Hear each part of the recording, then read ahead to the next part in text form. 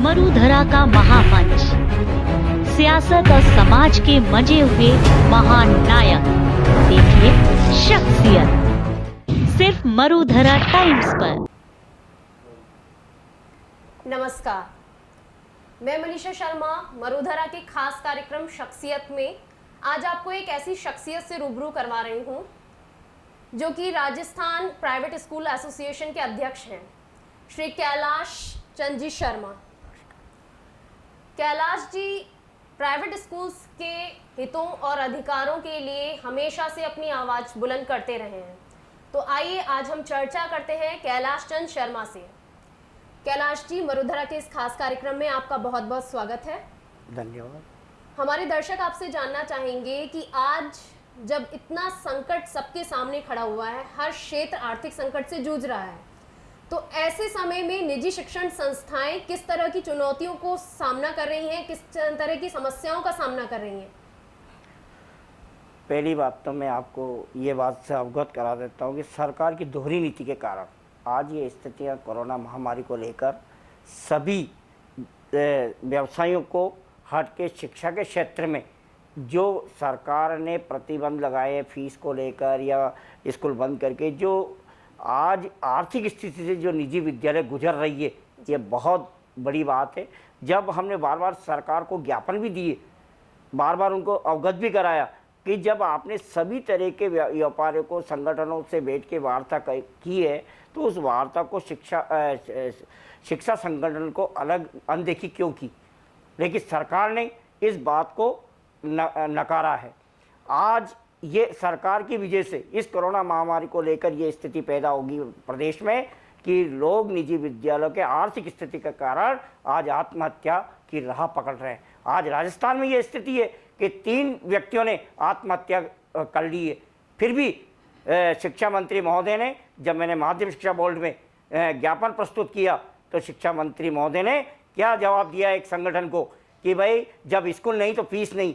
हम ये सरकार से आपके मरुधर टीवी के चैनल के माध्यम से कहना चाहते हैं कि जब सरकारी स्कूलों के आदेश और निजी विद्यालयों के आदेश में भिन्नता क्यों? जब समानता का आधार नहीं, दोनों को मान्यता बराबर है, शिक्षा मंत्री दोनों का एक है, तो फिर ऐसा भेदभाव क्यों? जब हमने ये ज्ञापन प्रस्तुत किया तो उन्होंने दोहरी नीति की बातें कर दी। तो हम शिक्षा मंत्री महोदय से ये कहना चाहते हैं कि निजी विद्यालयों को हल्के में नहीं आंका जाए। हमने एक संघर्ष समिति राजस्थान में गठित की है और शीघ्र ही इस संघर्ष समिति के माध्यम से संपूर्ण राजस्थान में आंदोलन जगह जगह पर हम कर रहे हैं। क्यों कि हमने सरकार से कोई धन दौलत नहीं मांगा था, हमने ये सिर्फ आग्रह किया था कि जो आर्थिक स्थिति न्यूनतम शुल्क लेने वाले विद्यालय हैं उनको या तो आप फीस के आदेश जारी कर दिया जाए या फिर उनको आर्थिक सहयोग पैकेज दे दिया जाए। तो हम उनका सहयोग करने के लिए तैयार हैं। आज जब कोरोना काल में आर्थिक संकट सभी के सामने है तो कई अभिभावक बच्चों की स्कूल फीस ना दे पाने के कारण उनको स्कूल से निकाल रहे हैं। ऐसे में आप उन अभिभावकों से क्या अपील करना चाहेंगे? ये तो सरकार की दोहरी नीति है और आपस में एक मतभेद पैदा कर रही है निजी विद्यालय और संचालकों के बीच में। कोई भी प्रदेश की निजी शिक्षण संस्था का संचालक किसी भी अभिभावक को फीस के लिए बाध्य नहीं कर रहा है। ये तो सरकार ने ही आदेश निकाल के, पहले सरकार ने मार्च में कोरोना के बाद एक आदेश निकाला था कि भाई 3 महीने की फीस आप जुलाई में किस्तों में ले ली जाए। जब दबाव राजस्थान में अभिभावकों ने डाला तब उन्होंने एक रातों रात ही शिक्षा मंत्री महोदय ने उस आदेश को जारी कर दिया कि नहीं आप फीस नहीं लोगे। आप हमें तो दबाव बना रही है सरकार के फीस नहीं लोगे।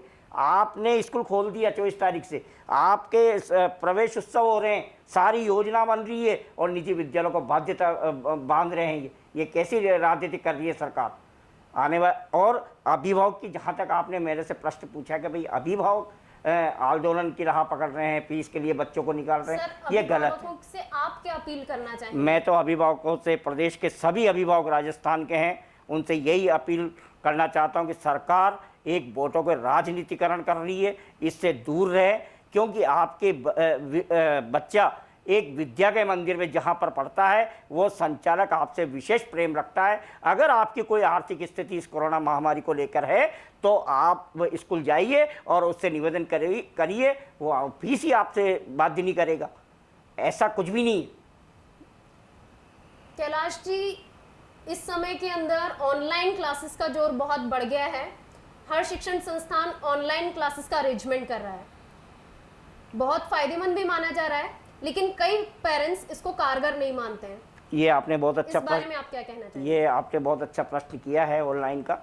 और ऑनलाइन के स्थिति आज संपूर्ण राजस्थान में हो रही है और फीस के लेकर सरकार, अभिभावक जब ऑनलाइन क्लासें प्रारंभ हो रही है तो ऑनलाइन लेने का हमारा मुख्य उद्देश्य था स्कूलों का कि भाई बच्चे की साल बेकार नहीं जाए और वो यथावत पढ़ाई में लगा रहे। लेकिन अभिभावक इस चीज़ को मान रहे कि भाई ऑनलाइन की फीस ले रहे हैं तो ये गलत है, क्योंकि ऑनलाइन के लिए हम आज टीचर का पेमेंट है, कर्मचारियों का पेमेंट है, लाइट का है, बिल्डिंग है, जब सरकार हमें किसी प्रकार की आर्थिक सहायता ही नहीं कर रही है ना। भाई सरकार, आज हम बिल्डिंग हम बनाते हैं, कर्मचारियों को हम रखते हैं, सारा खर्चा हम भुगतते हैं, सरकार तो और हमने मान्यता के लिए लाखों रुपए के लेकर एफडीआई कराने के बाद हम मान्यता लेते हैं। तो सरकार जो ये ऑनलाइन की बात और ये सारी दादागिरी जो सरकार की चल रही है ना, वो मध्यम वर्ग की स्कूलों पर चल रही है। अगर 10% स्कूल हैं राजस्थान की जो मोटी फीस ये कह रहे हैं कि मुनाफाखोरी कर रहे हैं, हम अभिभावक से भी कह रहे हैं और सरकार से भी कह रहे हैं आपके चैनल के माध्यम से कि निजी विद्यालय कोई मुनाफाखोरी नहीं कर रही है। न्यूनतम शुल्क लेकर शिक्षा के क्षेत्र में सरकार को बहुत बड़ा योगदान दे रही है। जो मुनाफाखोरी कर रही है वो 10% स्कूलें हैं जो बहुत मोटी रकम लेके, उन्होंने मार्च में पूरी रकम ले ली। लेकिन सर, ऑनलाइन क्लासेस कितनी कारगर साबित हो रही हैं? देखो, ऑनलाइन क्लासें जहाँ तक है का प्रश्न है, ये कारगर सिद्ध हो रही है। और कई पेरेंट्स की शिकायत रहती है कि उनको बच्चे के साथ में बैठना पड़ जाता है। ऑनलाइन क्लासेस की ड्यूरेशन जितनी भी होती है उस वक्त में उन्हें बच्चे के साथ में बैठना पड़ता है। ऐसे समय में तो कोरोना महामारी को देखते हुए अभिभावक और स्कूल वालों को ऑनलाइन क्लासों को आपस में तालमेल बैठा के कार्य करना चाहिए। और हम तो ऑनलाइन क्लासें इसलिए बच्चों को बांधना चाहते हैं कि उस बच्चे का ध्यान उस पढ़ाई में, उस क्लास में जो है उसका पढ़ाई बाधा नहीं बने और वो कंटिन्यू पढ़ाई करता रहे। जी कैलाश जी, आप हमारे चैनल के माध्यम से सरकार से क्या अपील करना चाहेंगे कि सरकार क्या सहयोग कर सकती है निजी शिक्षण संस्थाओं को? मैं आपके चैनल के माध्यम से सरकार से यही अपील करना चाहता हूँ कि जो शिक्षा मंत्री जी है महोदय हैं, मैं उनको हाथ जोड़ के निवेदन करता हूँ कि निजी विद्यालयों का 80% जो स्कूल आर्थिक स्थिति से गुजर रही है उसे आर्थिक पैकेज की घोषणा कर दे। हम निजी विद्यालय के अभिभावकों को पूर्ण रूप से फीस में रियायत दे देंगे। ये बार बार तानाशाही के आदेश जारी करके, मान्यता की धमकियाँ दे के ये दबाव स्कूल पे नहीं बनाए। हम अभिभावक के साथ हैं और अभिभावक से भी अपील करता हूँ आपके चैनल के माध्यम से कि आप आपकी जो फीस के लिए जो आप बार बार बाध्य कर रहे हो, एक मंदिर, जिस मंदिर पे आपका बच्चा पढ़ता है उस मंदिर में आप जाकर हड़तालें करना, बाहर नारे लगाना, ये करना, ये गलत तरीका है। आपका बच्चा जिस स्कूल में पढ़ता है उसको शांतिपूर्व बैठकर बात करे। आपकी फीस में बहुत रियायत मिल जाएगी। अगर नहीं मिलती है तो आप मेरे पास आकर उस रियायत मैं आपका पूर्ण रूप से सहयोग करूंगा। लेकिन सरकार से तो इतना ही कहूँगा कि निजी विद्यालयों की तरफ ध्यान देना शुरू कर दे, क्योंकि दिसंबर तक अभी स्कूल खुलना असंभव है। ये लग रहा है पूरा साल डमी जाएगा और बच्चे फीस की वजह से न सरकार हमें कोई आर्थिक सहायता दे रही, फीस नहीं आएगी तो हम न तो कर्मचारी को वेतन दे पाएंगे, न बसों का चालान भर पाए। कई चीज़ें ऐसे अन्य खर्चे होते हैं स्कूलों में जो इस फीस के जरिए ही हम उनको करते हैं। तो आज 10 लाख शिक्षक रोड पे है। सरकार को और चीज़ को ध्यान आ रहा है कि फीस मत लो, ये मत करो, लेकिन आज जो 10 लाख शिक्षक जो प्राइवेट स्कूलों में पढ़ा रहे हैं, कर्मचारी और अदर कर्मचारी जो है आज उनको तनख्वाह नहीं मिलेगी, उनका परिवार उससे पल रहा है, पूरा परिवार चल रहा है, तो आज वो कहाँ जाएंगे? आत्महत्या के राह पर डाल दिया इन्होंने सरकार ने। तो मैं सरकार से यही अपील करता हूं कि आर्थिक सहयोग निजी विद्यालयों को दे और संगठन को बैठकर वार्ता करे ताकि कोई न कोई रास्ता एक निकाला जाए।